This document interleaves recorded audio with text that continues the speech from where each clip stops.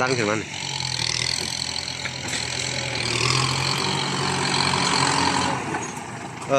ดันเนาะสิเลย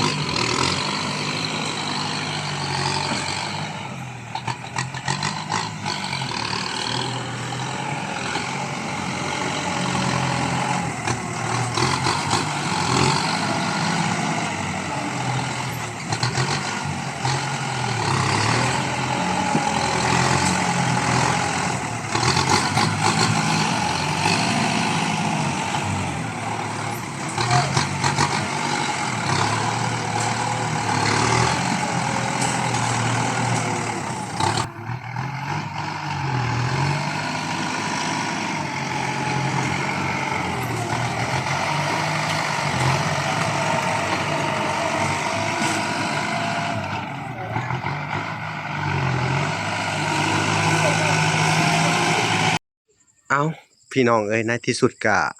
เพิ่นกะถมทีเสร็จเป็นทีเรียบร้อยเนาะเอาพี่น้องเอ้ยทางสร้างเพิ่นกะมารอเอาเงินพี่น้องเพราะว่าบ่ล่ะอันพาทางไอ้แก้วไปซื้อข้าวของเนาะทางทีมงานสร้างเพิ่นก็มาครบหน้าครบตาอันนี้ก็ทีมงานซูเปอร์รถเนาะเขาก็แฮงหล่อเนาะ อันนี้3ไอ้น้องบ่บ่หล่ออันโสดเบิดบ่นี่หรือใดมีเมียซองโซนหนึ่งคนได้โสดยกมือขึ้นโอ้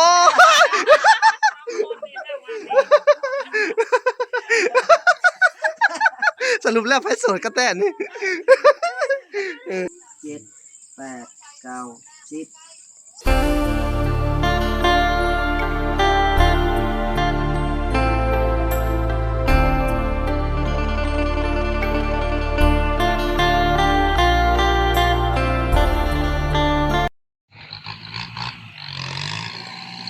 10สีผ้า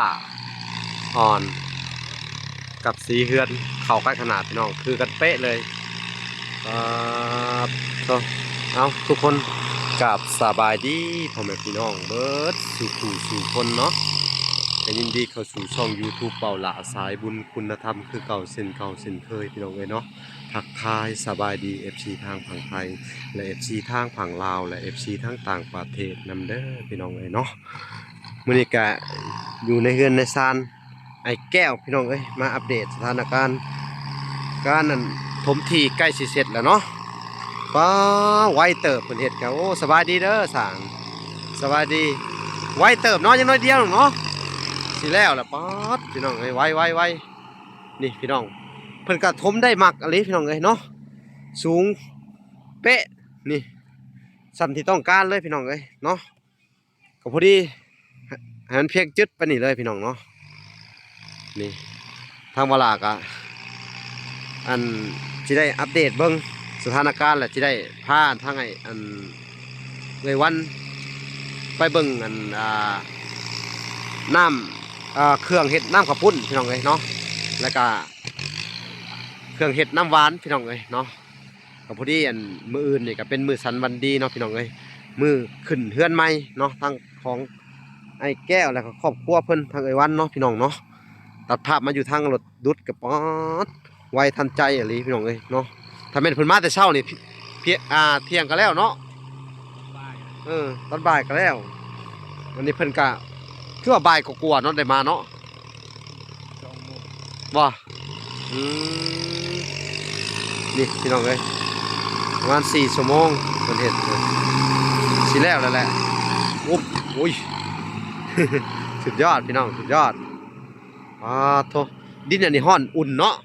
อุ่นแห้งเลยเป็นอายว่าหรือว่าฮ้อนรถไปจัก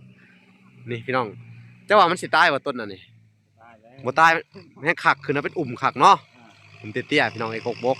และการกกติ้วพี่น้องไอ้เนาะอันนี้ก็เป็นทางอัน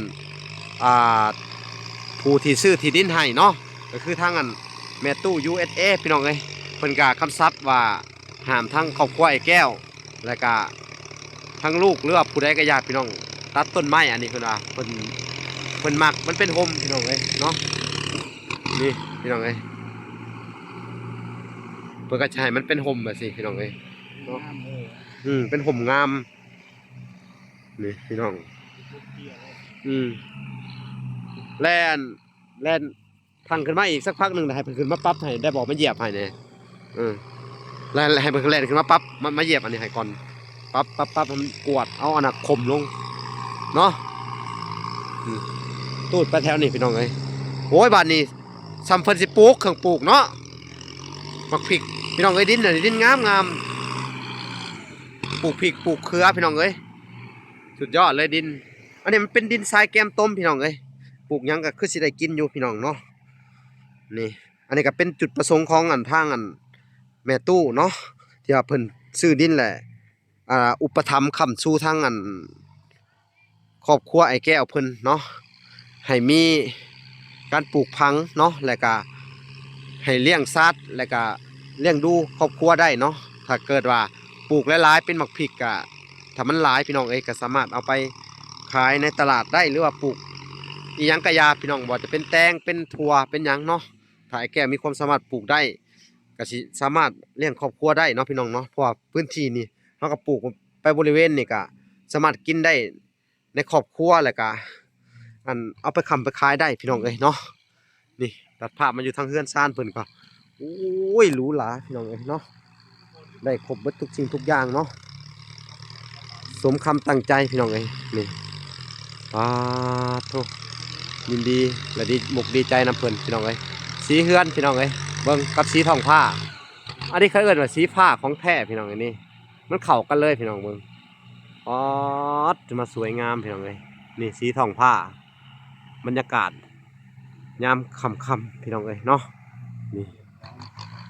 ทั้งนั้นเป็นรถดุดพี่น้องเอ้ยนี่สภาพเนาะหลังจากฝนเช้าตกแต่ว่ามันเป็นภาพมุมสูงกะงามคือกันพี่น้องเอ้ยเนาะนี่ยอมรับว่าเฮือนเพิ่นแล้วก็พื้นที่เพิ่นอยู่อุดมสมบูรณ์พี่น้องเอ้ยเนาะไอ้แก้วนี่เอาพี่น้องเอ้ยมาเบิ่งทางรถดุดต่อพี่น้องเอ้ยแล้วเขาก็จะได้พาไอ้แก้วแล้วก็ครอบครัวเพิ่นไปเลือกซื้อข้าวของพี่น้องเอ้ยก็ได้ไปถือสวยกันเนาะ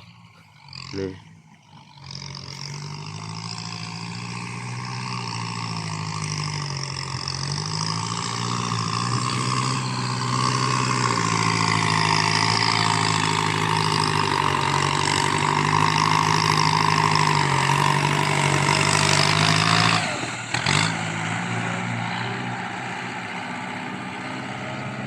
สีผ้างามมันพี่น้องสีทองผ้าบรรยากาศยามค่ำๆพี่น้องฟ้าหลังฝนตกหยุดใหม่ๆพี่น้องเอ้ยเนาะบริเวณหอบบ้านเพิ่นก็สิสวยงามตามท้องเรื่องพี่น้องเอ้ย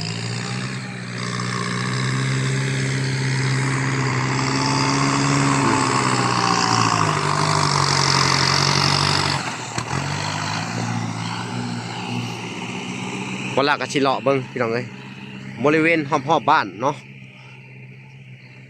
นี่พี่น้องเพิ่นถมขึ้นมาพี่ก็ถือว่าสูงพอสมควรพี่น้องเอ้ยเมตรกว่าแต่ว่าเพิ่นขุดลงไปนี่มันก็เมตรกว่าแล้วก็เนาะนี่เพิ่นก็ถมให้มาพี่น้องเอ้ยก็ตามเขตแดนเลยถม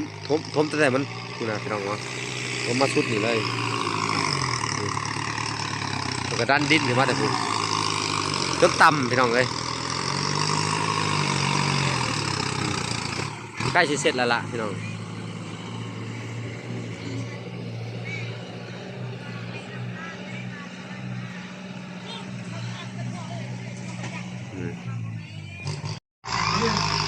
นี่พี่น้องบริเวณหอบบ้านเนาะกับพอดีมีทางไก่ที่ว่าเพิ่นเฮ็ดไอ้อิหยังเพิ่นคั่วขายบ่ว่าเพิ่นโดยเพิ่นคั่วขายเนาะเพิ่นก็มาส่งให้เฮาพี่น้องเอ้ยเพิ่นก็มาส่งเป็นไก่แหละเฮาก็สิบ่ได้ถ่ายภาพเนาะก็พอดีเพิ่นคั่วขายแล้วก็ไก่ขึ้นเฮือนผูกแขนมื้ออื่นเนาะเป็นมื้อสันวันดีเนาะพี่น้องทางบ่ล่ะก็จะได้จ่ายเงินค่าไก่ให้เพิ่นโอ้สบายดีเด้อสบายดีอายอันน่ะ มาส่งไก่เนาะโดยอ่ะพี่น้องเอ้ย เพิ่นก็มาส่งไก่พี่น้องเอ้ยทางบลาก็สิได้อันเท่าไหร่นะ200,000พี่น้องเอ้ยเนาะมอบเงินค่าไก่ให้เพิ่นก่อนเนาะ200,000เพราะว่าเฮาก็ได้ต่อราคาให้เพิ่นเวลาเพิ่นก็กลัวมาเรียบร้อยพี่น้องเอ้ยเนาะ แม่โทรว่าไปฮับล่าแน่เขาบอกกล้าลงว่ะ อืมนี่เนาะก็สิใช้เงินทางอันแม่ทนแก้วพี่น้องเอ้ยที่ว่าเพิ่นอุปถัมภ์ค้ำสู้ทางอันครอบครัวไอ้แก้วคือเก่าพี่น้องเอ้ยเนาะนี่พี่น้องเอ้ยก็จะใช้จ่ายในราคา200,000พี่น้องเอ้ยอ่ะพี่น้องทางบ่ลาก็จะได้มอบให้ทางน้องเพิ่นเด้อเงิน ขายไก่พี่น้องเอ้ยเนาะเอาโอเคโชคดีซื้อมาคั่วขายบ่อืมไปแล้วพี่น้องนี่พี่น้องเลย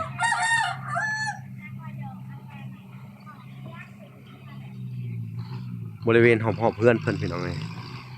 บรรยากาศยามค่ำๆคือสิทันอยู่ดอกพี่น้องเลยไปสั่งอันเส้นข้าวปุ้นแล้วก็สิเอาไปสั่งกะทิพี่น้องแล้วก็มาเฮ็ดน้ำเป็นยังเนาะจะหน่อยพี่น้องเลยโอเคตัดภาพมันอยู่ทางไอ้แก้วสบายดีเด้อ สบายดี สบายดีคือว่าไปเหล่าคนเนาะ โด กลับมาแล้วเนาะ โด หลายบ่อันคนเหล่ามานี่ กะลาอยู่ หลายอยู่เนาะ โด ข้าวปุ้นนี่เจ้าก้าวอ่ะเท่าไหร่จักโลกันแท้15โลพอบ่ ขอครับบ่ฮู้กันได้ โอ้แต่ว่าถ้าบ่พอเฮาก็ไปเอามาใหม่อีกเนาะ โด เอาสั่งมา15โลก่อนเนาะ โด และอัน ก็นี่ก็ โดย ว่าเว้าไล่กับบ่เว้าบ่เป็นน่ะนะคนมันนี่ยำดำให้ดำหน้าน่ะนะ โอ้บางเทื่อเพิ่นก็มาบางเทื่อเพิ่นก็บ่มาเนาะ โด เอาก็แล้วแต่พี่น้องเอ้ยเพิ่นสิมาก็ดีเพิ่นบ่มาแล้วก็เพิ่นก็เข้าเวียกเนาะ โด บ่เป็นหยังพี่น้องเอ้ย ดำให้ดำหน้า โดยนั่นแหละ เข้าใจอยู่พี่น้องเอ้ยเนาะการอ่าอยู่แบบวิถีชีวิตชาวบ้านเพิ่นฤดูกาลนี่เนาะ โด มันก็ต้องลงไห้ลงนาเพราะว่าดำไห้ดำนาแล้วเนาะ แม่น คือไอ้แก้วก็หลังจากขึ้นเฮือนแล้วอีกจัก2-3มื้อก็ โด ไปดำไห้ดำนาเด้อปล่อยโอกาสให้เจ้าไปดำไห้ดำนาเฮาก็สิตามไปเบิ่งเจ้าดำไห้ดำนาเด้อ โด อ่ะเนาะโอเคอะไรก็อันน้ำหวานนี่สิเอาจักโลเดี๋ยวมีฮู้อยู่บ่เดี๋ยวไปถามสาวรรณนำปะเดี๋ยวพี่น้องเอ้ยเวลาสิไปลองไปถามสาวรรณเบิ่งโอ้เพิ่นก็ล้างถ้วยล้างจานอยู่พี่น้องเอ้ยเนาะโอ้เฮ็ดหยังนี่ฮะล้างถ้วยโอ้อันนี้ก็ล้างซอยบ่นี่ฮะฮะแล้วสวัสดีก่อนเร็วสวัสดีก่อนลูก ไปดีนะลูก อ่ะพี่น้องพูด วางไว้ก่อนบ่ พงก่อนเด้ความฉลาดของเพิ่นโอ้สบายดีสิเนาะสบายดีเด้อทางนั้นไอ้วันเพิ่นเนาะก็อยากสอบถามเนาะข้าวปุ้นนี่15โลเนาะเฮาสั่งเส้นเนาะเออ เราไปช้างไว้เรามาประเทศไทยเนี่ย กันนี่แหละจอยไปเลยไปเลยบ่ เรื่องอะไร เขากำลังชิชุก โอเคชาหนึ่งข้าวซุกก่อนผู้ที่เฮา เร็ว สิได้จ่ายค่ารถเพิ่นเลยเพิ่นก็สิแล้วแหละเนาะอืม แล้วกับปลา หรือให้ค่อยสิไปสั่งไว้ก็ได้ ปลานี่เอาจากโตปลานี่ ปลาเพิ่นว่าเอา4 ตัว 4โต แต่กาก เอาปลาดุกหรือปลานิล ปลานิ่ม เอาปลานิล4โตกะทิเท่าไหร่กะทินี่ กะทิ2 กล่อง กะทิ2กล่องใหญ่ๆแล้วเนาะโอเคพี่น้องเอ้ยแล้วก็เป็นน้ำหวานนี่เอาจากถุง เอา หวานนะบอก เอาสาคูเอาหยังจากถุง แล้วแต่ แล้วแต่แล้วแต่เจ้า ดี๋ยว เจ้า ไปฮอดเนี่ย ขอแต่เจ้าระบุมาว่าเลยทางบลาจัดให้ทันทีเพราะว่าทางแม่ถอนแก้วเพิ่นบ่ให้อึดให้หิวเด้อเพิ่นอุปถัมภ์จุบเจ้าเด้อเอาจะให้ขอบคุณแม่ถอนแก้วจะหน่อย ทุกอย่างขึ้นเฮือนใหม่นี่เพิ่นสิลงขึ้นแบบว่าซื้อของอยู่ของกินให้เลยเพิ่นบอกเต็มใจ แต่ว่าทั้งประเภทนี้จุบเจ้าว่าบ่ให้เอาบ่ให้มีลาบมีก้อยมีแต่ของหวานเนาะแต่ว่ามะกล้วยนี่สิมีบ่ไปหาสั่งใส่ได้มะกล้วยดิบก็ได้เอาเป็นเครือใหญ่โลดมะพร้าวก็ดีถ้ามีอยู่บ่มะกล้วยโทรถามเขาดูทางบ้านนาทองให้เขาเอามาเนี่ย มักกล้วยนี่น่าจะมีอยู่ไปได้กระเห็นอยู่ร้านนั้น เอากล้วยนำแล้วก็เอาผลไม้เนาะมักสมเอาหลายๆเนาะเต็มกระโตกเนาะมักสมมาจาก4-5โลเนาะซื้อกระโตกน้ำแน่ เนาะซื้อติบข้าวนํแน่ซื้อของใหม่ๆเนาะเฮาก็สิใช้เป็นงบทางอันแม่ตู้ USA นํแน่เพิ่นก็มาซอยซุเจ้าเด้อเอ้านั่นแหละก็เป็นข่าวดีเด้อแม่ตู้เพิ่นก็สนับสนุนให้ไปซื้ออีหยังซื้อบวงไม้ถ้วยไม้อย่างละโลแล้วก็หม้อเนาะแล้วก็เป็นของใหม่ติบข้าวใหม่แล้วก็ถ้วยใหม่ขวดใหม่เนาะเอาของใหม่หม้อใหม่น้ำจากใบเนาะอย่างละใบพอได้มาขึ้นเพื่อนน้ำแล้วก็มีบ่เสือนอนใหม่เสือนอนใหม่ผ้าห่มใหม่เนาะเอาแต่ของใหม่ๆขึ้นไปเนาะเอาอย่างละนะศาสตร์ใหม่เนาะหมอนใหม่โอเคเอาของใหม่ๆเบิดเลยเด้ออันนี้ก็เป็นนั่นแม่ตู้เพิ่นผางมาบอกเด้อก็จะเอางบของเพิ่นซื้อเด้อพี่น้องเอ้ยเนาะเรือหั่นกะสิซื้อเป็นข้าวสารให้เนาะโอเคพี่น้องเอ้ยเนาะเอากะสิตัดภาพมาทางอันรถดุดก่อนพี่น้องใกล้สิแล้วแหละนี่โธ่ถ้ารถดุดแล้ว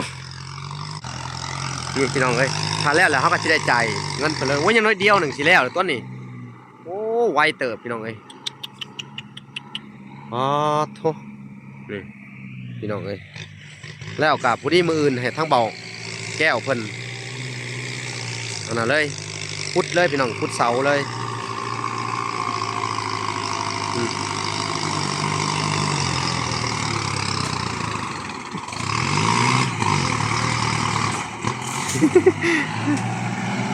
เต็มที่เลยพี่น้องงานนี่เพิ่นว่าทางซุปเปอร์เพิ่น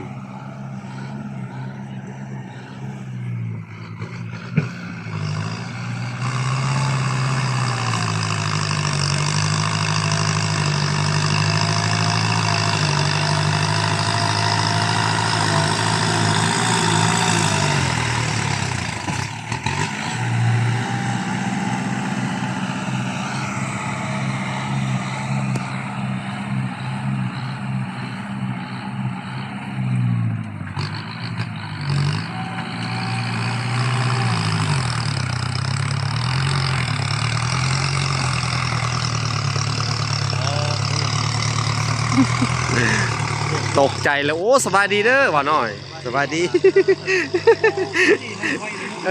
จุดจีไว้สิแล้วแหละพี่น้องเอ้ยนี่พี่น้องเอ้ยพวกไว้พอสมควรนะว่าน้อยเนาะมาจากโมงกว่ามาเพิ่นมาบ่าย1นี่แหละหรือ12 โมงสิเข้าบ่าย1แหละพี่น้องเอ้ยก็อันนี้ก็ประมาณป้าเข้าไปแต่3 ชั่วโมงกว่าหรือ4 ชั่วโมงจะเป็นเวลาอยู่นั่นแหละใกล้สิแล้วแหละโอ้เพิ่นก็เต็มที่ได้กับงานนี่มึงดูผู้รถดุยแบบคุ้นกับบ่หยุดเลยแรกๆคิดว่าสิเฮ็ดบ่ได้ด้านนี่บ่น่าเชื่อเพิ่นสิดันจากที่ต่ำขึ้นมานั่นนี่ได้เนาะสำนานเกี่ยวซ่านอะไรพี่น้องเอ้ยเจ้าว่าคือข่อยว่าบ่น้อยดินนี่สุดยอดเลยงามนี่ปลูกพังนี่สุดยอดเลยนี่มันสิบ่ลื่นและสิให้เพิ่นปลูกอันนี้แนวทางนี่ว่าข่าวว่าจังไคเนาะแล้วก็ต้นกล้วยแนวนี่เลยเนาะแนวทางไปนี่เนาะอ้อมเพื่อนเลยปลูกยังก็ได้เพราะว่าดินมันสิบ่แล้วแม่นต้นกล้วยก็สิหาต้นใช่ไอ้แก้วลงเลยตอนนี้พี่น้องเอ้ยนี่เบิ่งภาพหลังบ้านพี่น้องว้าวโธ่นี่ไอ้แก้วนี่เพิ่นไอ้แก้วเพิ่นเอาเป็นจังไดดินนี่เจ้าคิดว่าดินดีบ่พอคิดว่าดินต้นนี้สุดยอดในการปลูกพังเพราะว่ามันเป็นทรายผสมอันน่ะต้มถูกต้องใช่ถูกต้องค่อยว่าทรายผสมต้มหน่อยนึงนะแล้วมันสิมีฝุ่นน้ำแน่มันบ่ติดคือแบบนี่พี่น้องมีดำๆดิมๆนี่เนาะมันมีฝุ่นเลยนี่เนาะนี่ดินเหนียวน้อยนึงน้องทรายเหนียวนี่ทรายลากว่าดินเหนียวบ้านนี้ค่อยสิแนะนำให้เจ้าเด้อหลังจากที่ถมปึ๊บแล้วเนาะต้นกล้วยแถวลือว่านี่เอาไหลแต่ผีมาเลยเป็นแถวเลยเป็นลักหัวเลยติดกันลักหัวออกไปเลยเด้อมันจะได้อันอ้อมบ้านเลยเด้อบ่ต้นม่วงเด้อดีใจบ่ถามความรู้สึกเลยเนาะเกินร้อยละขอสุดยอดเลยเนาะโดยคิดบ่เคยได้มาแต่ก่อนนะโดยสุดยอดเนาะพ่อแม่เฮาก็ยังบ่ได้บ่มีสมบัติให้หยังเนาะ โดย บัดสิมาได้ตอนนั้น ตอน นี่เนาะ โดย ตอนอัน ให้ทาน แม่ทอนแก้ว โดย ตอนแม่ตู้ USA ตอนผู้ใหญ่ใจดีทุกๆท่านซอย โดย เนาะ โดย อือ ให้ เนาะ ทานมาเจ้ามาช่วยเหลือครับยังวะ โดย คืออ โด ยู่ ย ในป่าอยู่ในดงนั่นแหละ โดยเนาะ โดย อืม จนได้เฮือนได้ชานแม่ โดย แก้วแม่ตู้หลายๆท่านนั่นแหละช่วยเหลือ โดย ก็การทุกอย่างคือเห็นแติก้อนแล้วแหละ โดย การกระตับอยู่ อืม เรือนอยู่ก็ยังบ่มี โดย ได้ซ้ำนี่โอ้ก็หัดถึกรางวัลที่ 1แล้ว กลัวเนาะ โดยแม่ อ๋อทำถึงรางวัล400 ล้านนั่นดิ โดย อ๋อพี่น้องเอ้ยเนาะ โดย เอ้า ค กะ นอื่นเขายังว่าโอ้ซ้ำนี่เขาก็ยังอยากได้คือกันยังบ่มี อืม นั่น โดย คิด โด ว่าย โด แต่ ย แต่ดินแต่เฮือนนั่นแหละจำได้เนาะ อืม โดย แม่น แต่ตีสี่ยังไม่ เออ เอ้าเบิ่งดูพี่น้องเบิ่ง นั่น ภาพบรรยากาศเบิ่งดูเฮือนซ่านก็สวยงามตามท้องเรื่องเนาะอ๋อ ถ้าเขาอยากได้นามดานอยากอันนั้นก็ยังบ่มีแล้ว คนอื่นน่ะบ่ แม่นคนอื่นนั่นนี่ นะแต่ว่าเจ้าพันธุ์มีครบไปเลยเดี๋ยวนี้ โดยนั่นแหละเขาผสมอยู่ ด้ามมานาน โดย เนาะคอกไก่เพิ่นยังเฮ็ดให้เลยจักซำใดเนาะ จำ ตะนางอีกเนาะ คอกไก่ก็ว่ากว่าจะว่ากว่าเฮือนคนอยู่ เออคอกไก่ก็งามอะลีพี่น้อง แต่ว่ามื้ออื่นนี่จังได๋ก็หาคนเนาะ โดย ง่ายออกมาพี่ง่ายออกมาอยู่ในชนเลยเนาะแล้วก็ในบ่อนนี่บ่สิเห็นห้องน้ำเอ้ามาเบิ่งดูเจ้ามักบ่อนใดนี่แถวนี้แหละเนาะ โดย นี่ เออแหละ พี่น้องนี่นี่พี่น้องเอ้ยห้องน้ำก็บักใหญ่ยังได้เพิ่นสิเฮ็ดให้เนาะบ่พรคือว่าสั่ง2ประตูผมมาแม่นบ่ แม่น เพิ่นว่าจักแมตรคูณจักแมตรเพิ่นว่า อันนี้ก็ยังบ่ฮู้เด้อ อืม ลงกว้างห้องน้ำ เอ โอ้ อ เรื่องนี้เนาะ เนาะอันนี้ก็เป็นหน้าที่ของทางบ่พรเพิ่น โดย เนาะเพิ่นว่าน่าสิเฮ็ดในบ่อนนี่แหละเนาะ โดย ว่า ก็ดันมาโทร อุปกรณ์ทรายหิน ปูนบล็อกมาครบเบิดแหละเหล็กเนาะ โดยเล็กยังมีครบแล้ว แต่ว่าเพิ่นลืมอย่างหนึ่งนั่งคือว่าแหละเฮ็ดแล้วจังไปสั่งสังกะสีถูกต้องแต่ไม้เพิ่นก็สั่งมาแล้วแม่นบ่ ไม่มีแล้ว อืมโดยเนาะสุดยอดทางสร้างเพิ่นก็เมื่อยพักผ่อนกินน้ำก่อนพี่น้องอย่างน้อยเดียวหนึ่งเนาะ โดย เอาโอเคพี่น้องเอ้ยเฮาสิรอสร้างเพิ่นจังหน่อยก็รอจ่ายเงินเพิ่นเนาะ โดย โอเค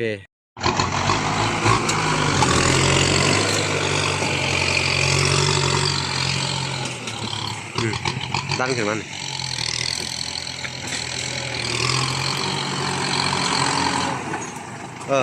ร้านเนาะสิเลย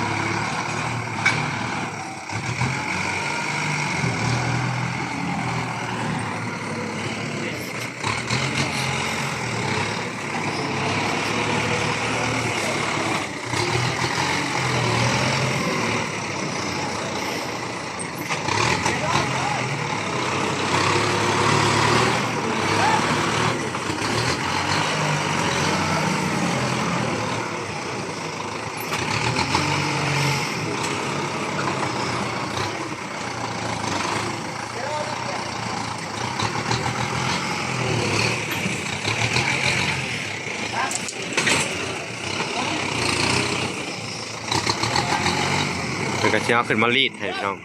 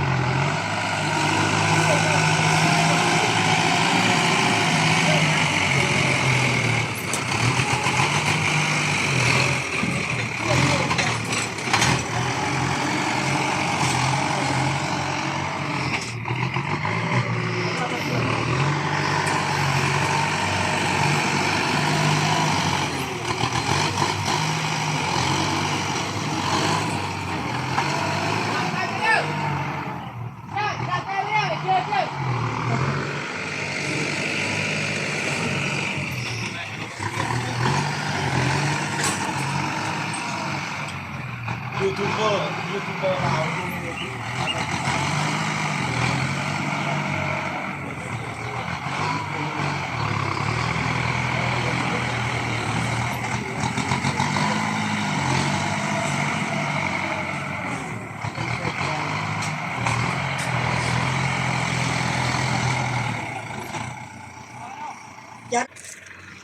มา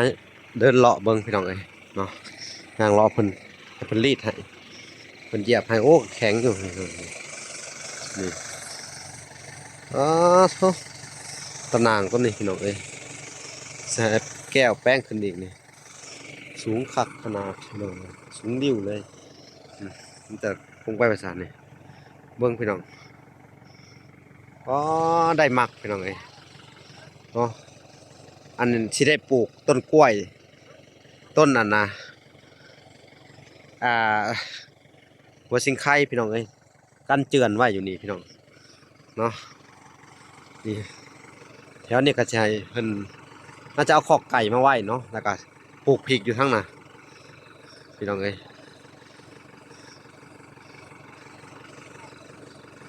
นี่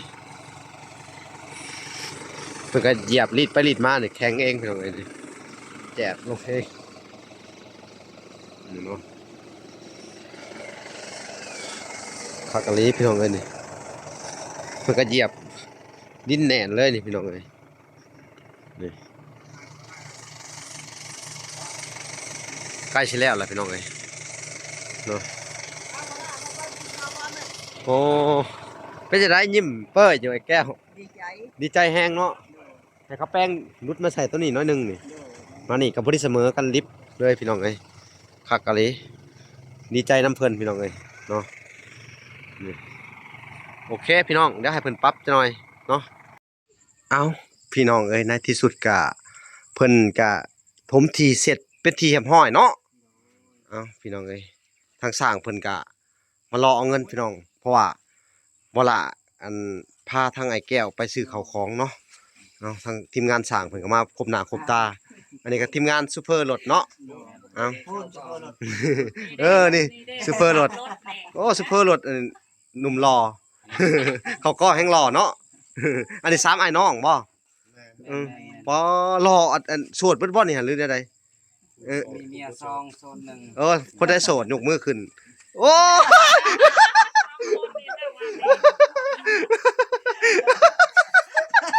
สรุปแล้วไผโสดก็แต่นี่ เพิ่นรถเนาะก็คือว่าอันสิได้มอบเงินเนาะสมมุติว่า อันนี่แหละคือว่าเพิ่นเฮ็ดเวียกแล้วเนาะทางบ่ล่ะก็ต้องจ่ายเงินพี่น้องเอ้ยเนาะมันก็เรื่องปกติเนาะก็ถือว่า7ล้านเนาะเว้ากันเนาะตะกี้8ล้านต่อกันมาได้เหลือ7ล้านเนาะก็ตั้งซอยไอ้แก้วนํเนาะโดยแต่มื้ออื่นอย่าลืมได้เนาะที่เฮาเว้ากันเด้อมาปรับหน้าดินให้แน่เพราะว่าทางบ่ล่ะบ่อยู่บังหันเนาะค่าเวียกเนาะที่เพิ่นถ่ายแล้วบ่ล่ะก็ยังน้อยเดียวเนาะก็พอดีไปเวียกก่อนไปถ่ายไอ้แก้วก่อนเนาะเป็นจังได๋ไอ้แก้วความรู้สึก ดีใจ ดีใจบ่ โด สมบูรณ์เลยได้บัดในครอบครัวเจ้าเนาะ มีหยังแหละวันนี้ บ่มีหยังเป็นตาห่วงเนาะบัดเนาะ โด มีแต่ว่า หลังจากขึ้นเฮือนขึ้นศาลแล้วเนาะคือเขาเว้ากันจังไดจำได้อยู่บ่ ก็ไปหาเฮ็ดไห้เฮ็ดนา โอ้โดยเนาะพี่น้องเอ้ยอันหนุ่มหล่อทั้ง3ไอ้น้องเพิ่นนี่3ไอ้น้องหนูห่วงก็เป็นเพลงกันอหยังตะกี้เนาะ โดย เพลงกีดาวเพชรเด้3ไอ้น้องหนูห่วงเนาะ มีแต่คนหล่อๆพี่น้องเอ้ยอันทางครอบครัวเพิ่นก็ถือว่า7ล้านเว้นนี่เพิ่นเบิกไปก่อนเนาะค่าน้ำมันเนาะค่าน้ำมันล้านหนึงเนาะก็ยังเหลืออยู่6ล้านเนาะเหลืออยู่6ล้านพี่น้องเอ้ย6ล้านเต็มเฮาก็สิให้ทางไอ้แก้วนับให้จุเจ้าเด้อเอาโอเคพี่น้องเอ้ยบ่หลายก็สิได้มอบเลยเนาะก่อนอื่นเบิดเนาะสิเป็นไผไปบ่ได้นอกจากผู้ใหญ่ใจดีที่ช่วยเหลือเจ้าคนเก่าคนเดิมฮู้อยู่ว่าผู้ใดไอ้แก้ว คำแก้ว โอ้นั่นแหละเนาะ โดย ก็ถือว่าเป็นจุดประสงค์ของเพิ่นเนาะ โดย ที่ว่าถูกชะตากับเจ้าตั้งแต่แรกเนาะตั้งแต่แรกพบเจอเลยเนาะตั้งแต่หิวหมกม่วงเพิ่นว่าเนาะช่วยแต่ต้นจนถึงปลายพี่น้องเอ้ยอันนี้คือน้ำใจของเพิ่นเด้อจุดประสงค์ของเพิ่นแท้ๆเลย ที่เพิ่นอยากอุปถัมภ์ค้ำชูเมตตาสงสารเนาะผลักดันเจ้าจนถึงผังพันเนาะก็เปรียบเสมือนเรือน้อยเนาะอ่าแบบลอยอยู่กลางทะเลแมันบ่ถึงผังจักเทื่อเนาะก็เพิ่นก็ได้ช่วยเจ้าถึงผังถึงผายแหละเนาะเป็นครอบครัวของเจ้าแบบอุดมสมบูรณ์เนาะครบถ้วนเบิดเนาะประเมินค่าบ่ได้เลยนี่ที่ดินนี่เนาะทั้งเฮือนทั้งศาลแล้วก็ผู้ใหญ่หลายๆท่านเนาะที่ช่วยเจ้าเนาะเอ้าพี่น้องเอ้ยก่อนอื่นเบิดก็สิให้ทางไอ้แก้วจะหน่อยขอบบุญขอบคุณเพิ่นพี่น้องเอ้ยที่ผ่านมาเนาะบ่ว่าจะเป็นค่าสร้างซื้อไม้แป้นซื้อเสาซื้อไม้เส้นต่างๆนานาเนาะซื้อพาบแอมสังกะสีนับตั้งแต่ตะปูกับข้าวสร้างเนาะหลายๆอย่างเนาะแม่แก้วแล้วก็ผู้ใหญ่ใจดีหลายๆฐานคือกันที่ว่าเพิ่นช่วยบรรเทาทุกข์เบื้องต้นซื่อๆเนาะแต่คือแม่แก้วนี่ของแท้เลยช่วยเสมอต้นเสมอปลายเลยเนาะจนถึงผังพันพี่น้องเอ้ยเนาะบ่ล่ะก็สิได้มอบเงินก่อนพี่น้องเอ้ยเนาะหลังจากนี้ก็เป็นจำนวนเงิน6ล้านเนาะอีกล้านหนึงให้เพิ่นไปก่อนค่าน้ำมันเนาะโอเคนับเบิ่งก่อนไอ้แก้วนับให้เขาเด้อนับมันครบเด้อนับให้มันเป็นๆแหน่ เอานับมึงรู้สิเป็นอยู่บ่ 1 2 3 4 5 6 7 8 9 10ล้าน มอบ1 ล้าน1 ล้าน1 ล้าน 1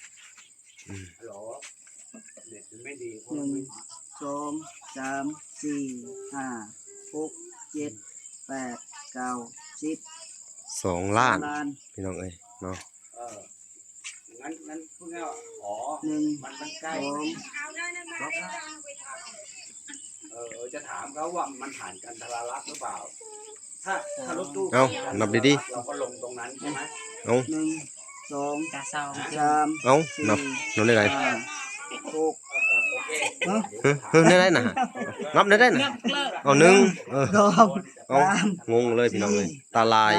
ก็ลงตรง 5 6 7 8 9 10 หามันมาแต่ไสคือ10ตะกี้คือ7 1 3 ล้าน3 ล้านเนาะ 3 ล้านแล้ว เอาพี่น้องเอ้ย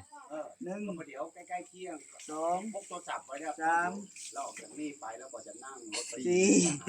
5 6 7 8 เนาะ 9 โอเคนะ 10 โอ้สี่ 4 อืม 1 2 3 4 5 6 7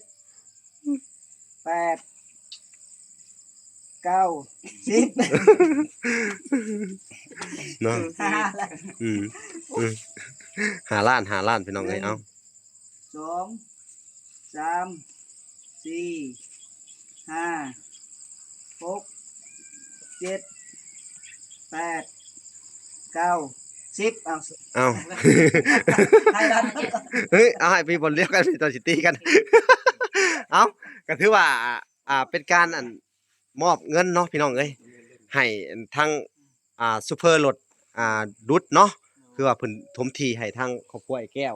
ก็เสร็จเป็นที่เรียบร้อยเนาะสมบูรณ์แบบก็ให้ไอ้แก้วเอาขอบใจเพิ่นนํแน่ ขอบมกขอบใจเด้อทุกคน โดยเอาทางบ่ล่ะก็ขอบใจคือกันเด้อให้อยู่ดีมีแฮงเด้อหวังว่าโอกาสหน้าเฮาก็สิได้ใช้บริการใหม่เนาะโดยเอาก็เดินทางปลอดภัยเด้อเนาะสิได้กลับบ้านเลยเนาะ แต่เช้าเด้อ มื้ออื่นอย่าลืมเด้อถ้าว่าเจ้าลืมนี่ข่อยสิเลิกใช้บริการเลย เอาว่าหยอกเพิ่นพี่น้องเอ้ยเนาะเอาโอเค ให้ทางสร้างเพิ่นกลับบ้านโดยโอเค ผมขอบใจเอาโดยเอาพี่น้องเอ้ยแล้วก็สิมอบหน้าที่ให้ทางไอ้แก้วแล้วก็เมียเพิ่นเอาเข้ามาสบายดีเด้อสวัสดีสบายดีเอา สบายดีลูก สบายดีเอาเนี่ยเอา ไปดิลูกไปดิ อืม เออ โดยพี่น้องเอ้ยนี่ก็ถือว่าอันไอ้แก้วแล้วก็เอ้ยวันแล้วก็น้องอันนิวเป็นจังไดความรู้สึก หลังจากที่เห็นดินแบบเสร็จสมบูรณ์แล้ว ตื่นเต้น ตื่นเต้นแฮงบ่ โดด ป๊าด เฮ็ดยังบ่ถึกแล้วตอนนี้ แบบนำเงินกินนี่ก็ยังบ่ถึกเลยเนาะ โดด ขอแสดงความดีใจนำเด้อ โดด มื้ออื่นก็เป็นอีกมื้อสันวันดีอีกมื้อหนึ่งเนาะ โดด ดีใจนำเจ้าเด้อ โดด อยู่ดีมีแฮงเนาะขึ้นเฮือนใหม่ค่ำคูณเนาะ โดด เอ้าทางบ่ลากะบ่มีหยังเนาะก็สิให้ทั้งอันไอ้แก้ว แล้วก็สาววันเนาะอันขอบพระคุณ หรือว่าขอบคุณ ขอบบุญขอบคุณ โดด ทางไผฮู้อยู่บ่ แม่ทอนแก้ว โดยโอเคโอเค ขอบบุญขอบคุณเพิ่น น้องรับลูกโอ้ยลูกกันนี่ ขอบคุณ ขอบบุญขอบคุณเด้อแม่ทอนแก้ว ขอบบุญ ขอบบุญขอบคุณ ขอบบุ เอ้าอันนี้เอาโอเค ขอบบุญขอบคุณทางแม่ซอนแก้วเด้อเมตตาสงสารสวยเรือครอบครัวไอ้แก้ว โดย ให้อยู่ดีมีแห้งให้สุขภาพแข็งแรงคนเจ็บจะได้คงไข่ยันนี้จะติดคน โดย ทุกทาน โดย สวยเรือมาตลอด เนาะโดยอันนี้ก็เป็นของแม่ทอนแก้วเด้อโดยเอาขอบบุญขอบคุณแม่ทอนแก้วเพิ่นเอา ขอบคุณขอบคุณ เอาบอกขอบคุณเด้อทางแม่ทอนแก้ว เมตตา เมตตาสงสารลูกหลานครอบครัวไอ้แก้วให้อยู่ดีมีแห้งไม่ตูน้ำหลายๆท่านที่ช่วยเหลือผ่านมาให้อยู่ดีมีแห้งเด้อแม่ทอนแก้วความเจ็บอย่าได้ความไข้อย่าให้มี โดย สาธุ ให้อายุมันขวัญยืนเด้อ อายุขวัญยืนเด้อ สาธุสาธุโดยเอาเนาะเพราะว่าเนาะทุกคนก็ถือว่าเฮาก็สิได้ขอบบุญขอบคุณทางอันแม่แก้วคือกันเนาะเวลาก็บ่มีหยังที่ตอบบุญแทนคุณเนาะทั้งส่วนเวลาก็ดีมกดีใจนำเพิ่นพี่น้องเอ้ยเนาะทั้งเวลาก็ขอให้แม่เนาะถอนแก้วจงมีแต่ความสุขความเจริญเด้อแม่เด้อความเจ็บอย่าได้ความไข้อย่ามีเนาะหายเจ็บหายไข้หายพยาธิโรคาเด้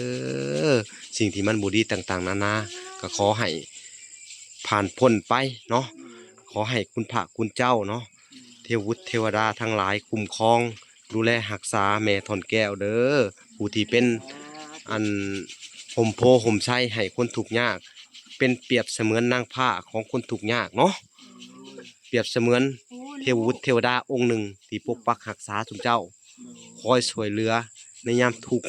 ในยามยากในยามบ่มีอยู่มีกินเนาะก็เพิ่นก็ยื่นมือเข้ามาซอยตั้งแต่แรกๆเนาะจนจบเลยเนาะก็ต้องขอบบุญขอบคุณเนาะขอให้แม่ทรงถอนแก้วเนาะทานไปแล้วก็ไหลมากคือเก่าเด้อทานมื้อเช้าให้ไหลเข้ามื้อแลงเด้อแม่เอ้ยเนาะ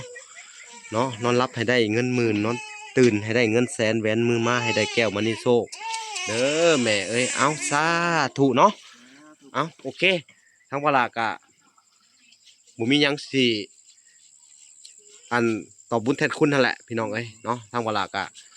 ดำเนินมาฮอดท้ายคลิปแล้วเนาะคลิปนี้กะสิปล่อยให้ทางไอ้แก้วเพิ่นไปเฮ็ดเวียกกินงานเนาะเพราะว่างานหลายอีหลีสิครัวป้าอันเฮ็ดกินข้าวเนาะหรือว่าเฮ็ดข้าวปุ้นบ่หรือแนวใด น้ำกระปุน เฮ็ดน้ำข้าวปุ้นแหละเฮ็ดหวานแหน่ โด โน้แล้วก็เฮ็ดหลายๆสิ่งหลายอย่างเตรียมขึ้นเฮือนใหม่เนาะ โด เอาโอเคเนาะแต่ว่า อันทั้งประเภทนี้ซุมเจ้าบ่มีอันนั้นได้เนาะ โด บ่มีการเฮ็ดอันเขาเอิ้นว่าของกินบ่ แม่น มีแต่เฮ็ดเกี่ยวกับของหวานของอันนี้บ่มีแต่ของคาวเนาะ โด เอ้ามีแต่อันผลละผลไม้แล้วก็ของหวานข้าวปุ้นข้าวปาดเนาะ โด เอาโอเคพี่น้องเอ้ยคลิปนี้กับบุมินหยังหลายเนาะทางบลากะสิขอตัวลาก่อนเนาะพบพอกันใหม่อีกคลิปหน้าเด้อขอกล่าวคำว่าสบายดีเด้อสบายดีเอาพบพอกันใหม่อีกคลิปหน้าบ๊ายบายพี่น้อง